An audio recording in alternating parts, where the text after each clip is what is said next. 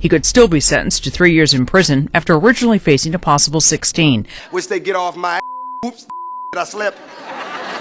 It's bothering me, man. You know, you can't say this, you can't say that. I'm like, well, how am I going to talk about the world? Don't rush off to LA. He said, your city first, then come to LA, because a lot of cats come out to LA too soon, and they end up being a small fish in a big pond. And he said, and some of them end up broke or sucking. I was like, broke or sucking.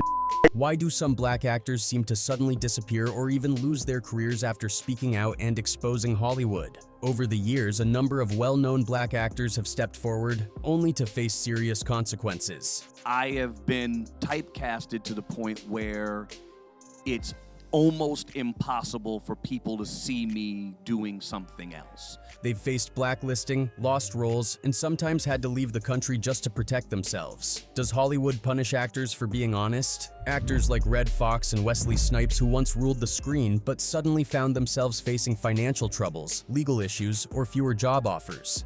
Wesley Snipes found not guilty of federal tax fraud and conspiracy charges, but he was convicted on 3 misdemeanor counts of failing to file a tax return. Then there's Martin Lawrence, who openly shared his struggles in Hollywood and ended up dealing with intense pressure that affected his career.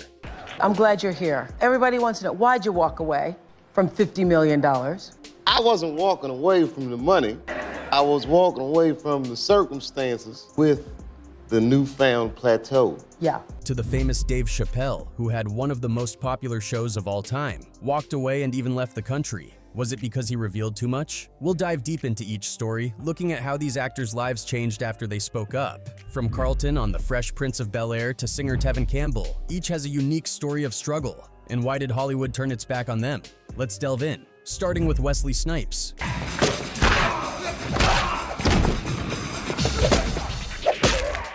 At some point, Snipes was at the top of his game. He had everything: martial arts skills, charisma, and the kind of screen presence that made him one of the hottest action stars. But being in the spotlight wasn't all positive. As his fame grew, it seems he started facing some powerful pushback in the industry. For Snipes, being a successful black actor in Hollywood came with extra obstacles, and unfortunately that success was later taken away. Wesley Snipes found not guilty of federal tax fraud and conspiracy charges, but he was convicted on 3 misdemeanor counts of failing to file a tax return. A turning point happened during a traffic stop where Snipes was harassed by the police, according to his account. He shared that after leaving a movie set in Los Angeles, he was stopped, forced out of his car, made to lie face down on the ground, and even had a gun held to his head. It turned out his rental car was reported as stolen.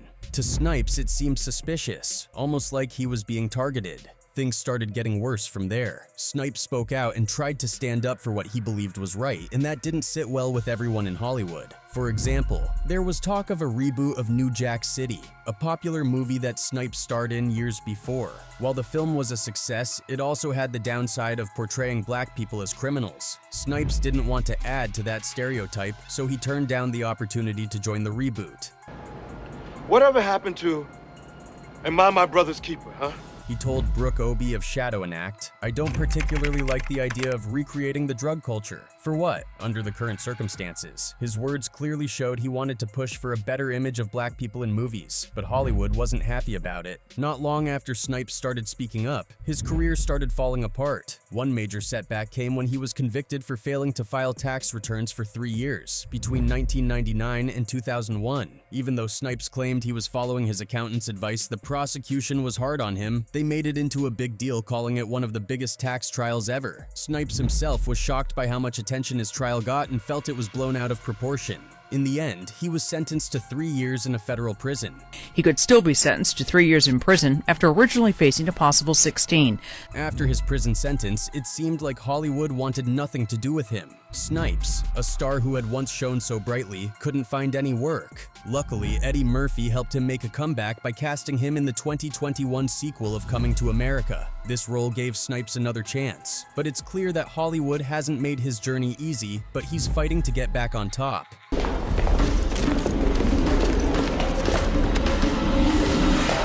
Next is Martin Lawrence has had quite a journey in Hollywood. He's dealt with a range of challenges, including show cancellations, mental health issues, legal troubles, and other obstacles. One of his big moments came in 1994 when he was invited to host the famous comedy show Saturday Night Live, SNL. But this event turned out to be both a huge achievement and the start of a major setback. Yeah, man, oh man, look at all these white people. Martin took the SNL stage with a bold and energetic style that had already made him a big name in comedy. The audience was excited, but things took a turn when he started his opening monologue. Martin began talking about a topic that went way beyond what the network NBC felt was appropriate for live television. He made jokes about female hygiene and discussed it in a way that many thought was too graphic and inappropriate for a live broadcast. Wish they get off my oops, did I slip? It's bothering me, man. You can't say this, you can't say that. I'm like, well, how am I gonna talk about the world? While Martin's humor often pushed boundaries, this time it went too far for NBC. As a result, the network decided to ban him from ever appearing on the show again. This was a rare and serious action taken by NBC, who wanted to make it clear that this type of humor was not acceptable for their viewers. NBC went further to edit out Martin's comments in later reruns of the episode. They left a blank screen, which made it obvious that they disagreed with what he had said. Martin later shared that he had done the same jokes during rehearsal and hadn't heard any complaints, but NBC had a different story. They claimed that he changed his routine on live television without getting approval first. Martin also faced other challenges that added stress to his life and affected his mental health. Fellow comedian Dave Chappelle has spoken openly about Martin's struggles, highlighting how tough the industry can be and how it can sometimes take a toll on a person's mental and physical health. He almost died. And then after that, I saw him, and I was like, oh my God, Martin, are you okay? And he said, I got the best sleep I ever got in my life.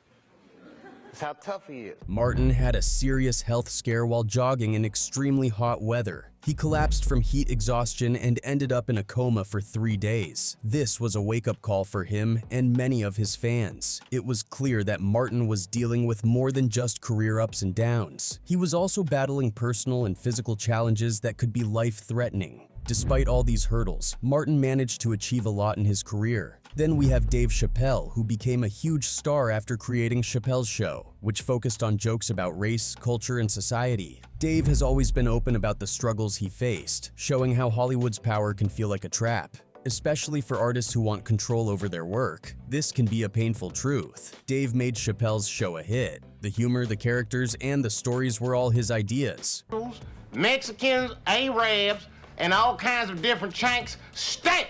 But he found himself facing pressure from network executives who wanted more control. He wanted his show to represent black people and bring laughter to everyone.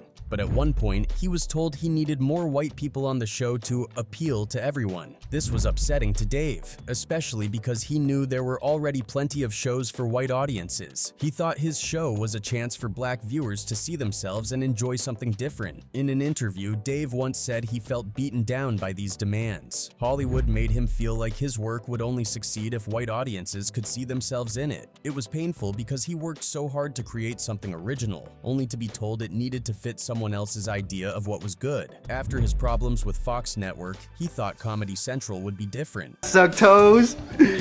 Good afternoon, welcome to Pop Copy. Can I help you? He hoped this network would give him the freedom to talk about what mattered to him. Topics like racism, black history, and life experiences that many people could relate to. But soon enough, he realized they wanted safe jokes that wouldn't upset anyone. He didn't have the freedom he hoped for, and this bothered him deeply. Comedy Central even started telling him what he could and couldn't talk about on his own show. For Dave, this was a huge problem because he believed in free expression. He once explained, "The more you say I can't say something, the more I want to say it." For him, being a comedian wasn't just about making people laugh. It was about telling the truth, even if it's uncomfortable. This freedom was something he was ready to fight for, and he saw it as valuable for himself and for every artist. Things got worse when Comedy Central offered him $50 million to make a third season. Dave turned down the money because he didn't want to sacrifice his freedom. But this decision came at a big price. Instead of respecting his choice, Comedy Central tried to ruin his image. In his comedy special, he said, "If you quit a show like Chappelle's Show, they don't just say, 'Good luck.' They tried to make me behave." This pressure affected Dave's mental health, and he eventually took a break from Hollywood altogether. I'm glad you're here. Everybody wants to know, why'd you walk away from $50 million? I wasn't walking away from the money. I was walking away from the circumstances with the newfound plateau. Yeah. Dave later asked his fans not to watch Chappelle's show because he wasn't being paid for his work. He revealed that the contracts in Hollywood are often confusing and unfair, tricking artists into giving up their rights. He wanted his fans to understand that he was fighting not just for himself, but for all creators who struggle against these powerful companies. One of the long-standing rumors that made rounds after the Vulture piece gained traction was that the Grammy-winning artist did R&B singer Tevin Campbell when Campbell was still a minor. With a 4.5 octave range, young Campbell was often referred to as the male Whitney Houston of his day by those who closely studied vocal technique. The comparison was a big compliment that came with a lot of pressure, says Campbell. "I just kind of wanted to be me, you know?" Instead, he was packaged as a young heterosexual heartthrob. Meeting Quincy Jones at such a pivotal moment in his life and career was a dream come true for young Tevin, whose voice and style were quickly making waves across the music scene. Quincy saw something special in him, and their collaboration was electric, pushing Tevin into the limelight.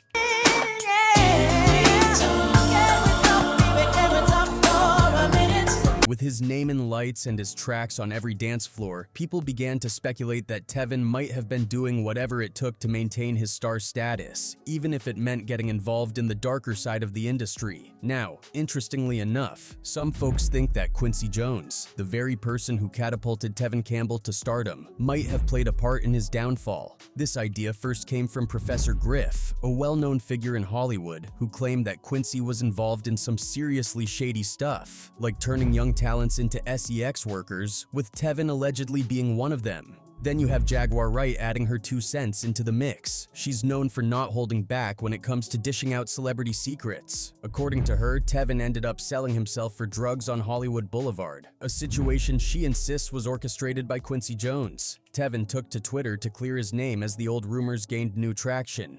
This business has treated Tevin Campbell heavy-handed and neglectful. You know, it's like the way they've shunned him, the way they've treated him throughout the years was absolutely terrible. "Now I'm trending, folks will really say some disgusting things," the Can We Talk singer said. Tevin was M-worded by Quincy. "Get the F out with the devil," he continued. Several laughing emojis accompanied the tweet. Campbell also tweeted a quote from Jones. "God is pushing the bad in our face to make us fight back." Jaguar Wright stood by Tevin, arguing that a talent like his should never have faded into the background. According to her, Tevin's career dip didn't add up, given his obvious skill and charisma. Next is Bernie Mack. And black folks always got some stupid shit to say with him. He died in his sleep. He ain't feel nothing. How the f you know what the f felt? Like you done died in your sleep a couple of times. Many people remember Bernie Mac as one of the funniest comedians of his time, but looking back, it seems like he was also trying to warn us about the dark side of Hollywood. Bernie Mac passed away over a decade ago, but his words still make people think about what he might have been trying to say. Fans feel a sense of regret for not paying closer attention to him back then. Through his comedy, he may have been sharing secrets about the entertainment world that were more serious than they appeared. School, huh? You don't do your material around a lot of comedians. That's like stealing in front of the police. You don't do it. Bernie was clever. He knew Hollywood could be a dangerous place, especially for those who stepped out of line. The entertainment industry is known for being tough, and making a wrong move can get you on the wrong side of powerful people. To avoid getting into trouble, Bernie often hid his message in jokes. By making people laugh, he could reveal some truth about the industry without directly calling out anyone powerful. Comedian Damon Williams once shared advice he got from Bernie during the early days of his career. On the Comedy Hype YouTube channel, Williams explained how Bernie gave him some serious advice about Hollywood. Damon said that while they were riding together in a limo to a show, Bernie told him not to be too eager to move to Los Angeles. Bernie warned Damon that LA wasn't always a good place for new comedians and that many either ended up broke or were forced to do things they didn't want to survive.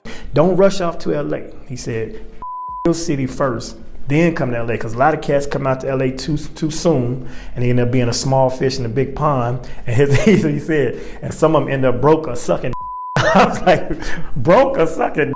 In one audio clip, Bernie explained how LA was unkind to newcomers. He hinted that some people in the industry would try to take advantage of young comedians who were struggling financially. Bernie was trying to tell Damon that he should be careful about people who would try to make him bend over for a check, meaning that some might ask him to compromise his values for money. Bernie knew that these powerful people preyed on those who were new and in need, and he didn't want Damon to fall into that trap. Bernie suggested that Damon should stay in his own city and build his reputation there first. Even though Bernie never spoke publicly about any personal experiences with these shady people, it's possible that he faced similar challenges when he was starting out. Some fans believe Bernie's refusal to play along may have made him a target for certain people in Hollywood. He stuck to his beliefs and refused to compromise, even if that meant facing challenges in his career. And there is Cat Williams, who is one of the most talked about comedians known for always speaking his mind, no matter how controversial. I don't like the way he left Afghanistan.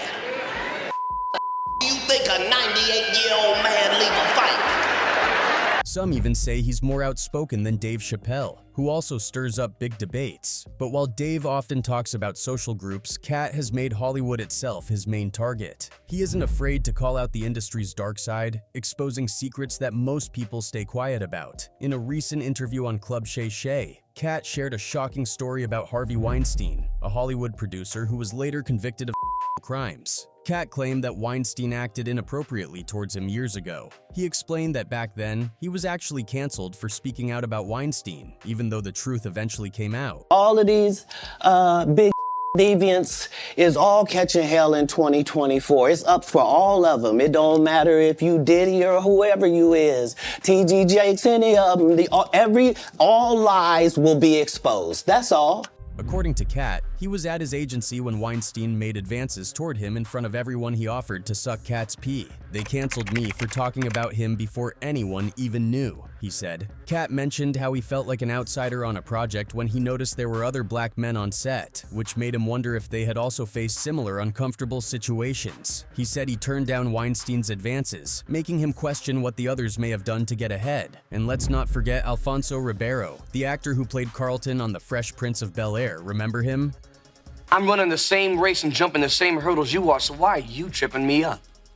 Well, recently he threw some shade at Tyler Perry in an online exchange. It started when someone on X, formerly Twitter, suggested that Tyler Perry should revamp Ribeiro's career. But Ribeiro didn't seem thrilled by that idea. In response, he wrote, "I don't need or ever want that man to do anything for me." Ribeiro's comment about Perry came just after an interview with Closer Weekly, where he shared how playing Carlton impacted his career. He admitted that while Carlton was an amazing role, it also put a shadow over his acting future. "It was one of the greatest roles I was fortunate enough to play, but it was also the role that stopped me from acting again because people couldn't see me as anything else," Ribeiro explained. He felt that being Carlton, a funny and memorable character, left people unable to picture him in other roles. Most of his castmates, like Will Smith, went on to big things after Fresh Prince. But for Ribeiro, it wasn't so easy. He told Atlanta Black Star that he feels there's still a stigma around him as an actor because of his time as Carlton. Ribeiro also shared his feelings about being accepted as he is. "Being black isn't something that I try to be. It's who I am," he said. He wants a world where people can live, love, and be who they want without judgment. However, he also added he'd respect people's right to live how they want, even if their views clash with his. Finally, we have Red Fox. Fox's role as Fred Sanford on Sanford and Son made him a star,